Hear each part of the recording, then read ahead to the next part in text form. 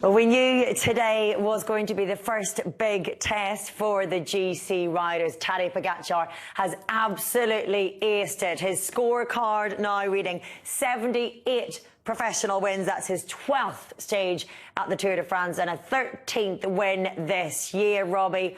Top of the class for Tadej Pogačar. And ominous signs for all the rest. I mean, this one was somewhat telegraphed today. The way the team went to work early, they controlled the breakaway off the front, made sure it was under control and they're going to bring it back early. But once they got on the climb of the Galibier, they just lined it up with all those big names that we've been talking about since their team was announced for this tour, and they all did their job to perfection. And the aim was to see if they could expose any vulnerability in Jonas Vingegaard.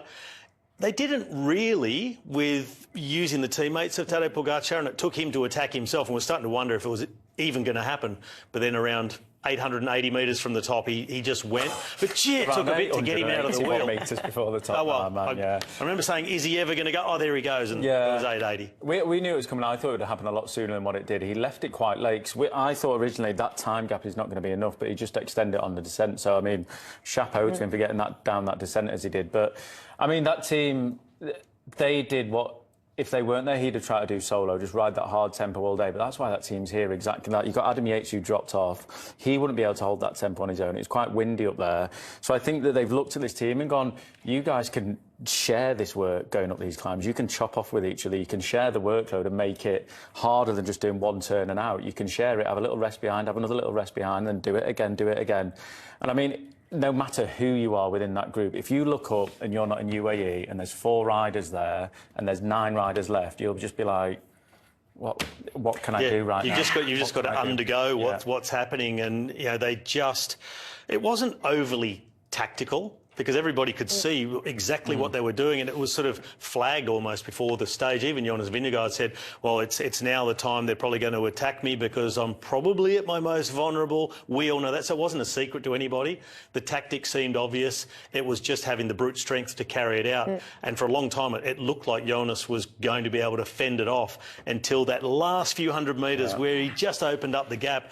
And even then, it looked like, oh, maybe he'll get back on the descent. Then it blew out. There's so much to pick apart, and I feel like we're almost being a little bit deceptive here because we sound so calm and measured and in control, and actually that last climb and the descent was thrilling. We were on our feet, we were screaming at the televisions. It's given us the drama, Adam, already that we've been hoping for. We were just watching it. I was on my feet, I was screaming at the television. We were just chill, we were fine.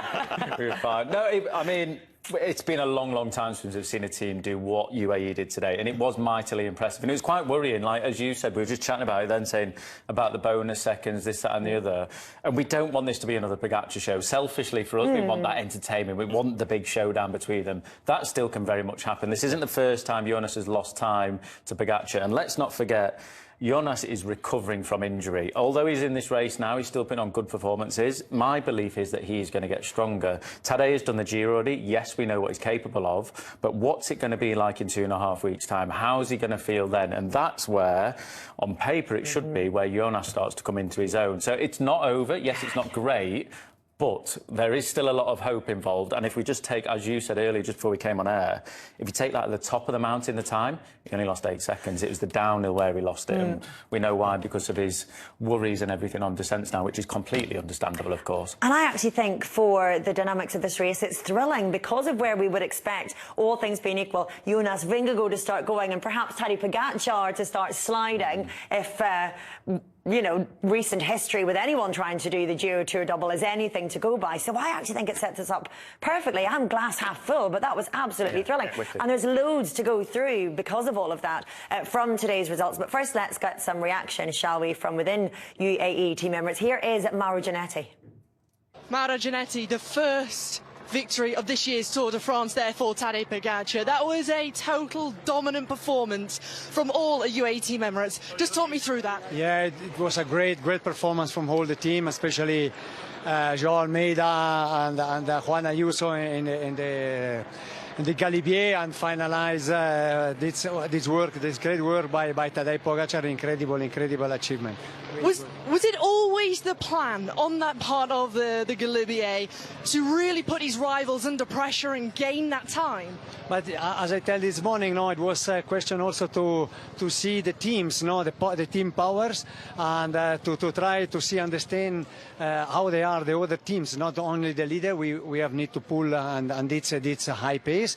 But today he was feeling good, and he asked to pull a little bit more harder, and then he tried this attack, and he achieved this amazing victory. We saw many of his rivals were isolated from their other leaders, their helpers, and really it was only Tadej who had that support behind. Yeah, that is a good thing. Also for the next 2.5 weeks or 3 weeks still remaining, to have Ayuso and Almeida in so good condition, and also not far in the GC, will allow us to play a very good game. Last night we saw Portugal beat Slovenia in the European, in the football. There's no love lost there between João Almeida and Tadej Pogačar. No. Today he take the revenge. Congratulations, Mauro. Grazie. Right, let's have a little look then at where this leaves us in the general classification, shall we? That's not correct at all. We'll try to bring you the actual one. Let me see. There we have it. Tadej Pogačar takes the race lead once again for the second time in this Tour de France. 45 seconds over Remco, 50 seconds over Jonas Vingegaard, with his teammate Ayuso at 1:10. Primož Roglic now 1:14. Carlos Rodriguez 1:16. Mikel Landa, who's in support, of course, of Remco Evenepoel after that. Almeida, Ciccone and Egan Bernal. So 3 of UAE Team Emirates in the top 10, 2 of Soudal-QuickStep as well. I want to talk about the other third of the quartet, Robbie, and in particular let's start with Jonas Vingegaard, because now, once again, we have seen Tadej Pogačar going on the attack. And now, once again, Jonas was the only rider who was able to stick with him. The difference was made on that descent. But how encouraging will that be for Visma Lease Bike, for Jonas Vingegaard, that actually, when it comes to the uphills, he can pretty much stay with him for now?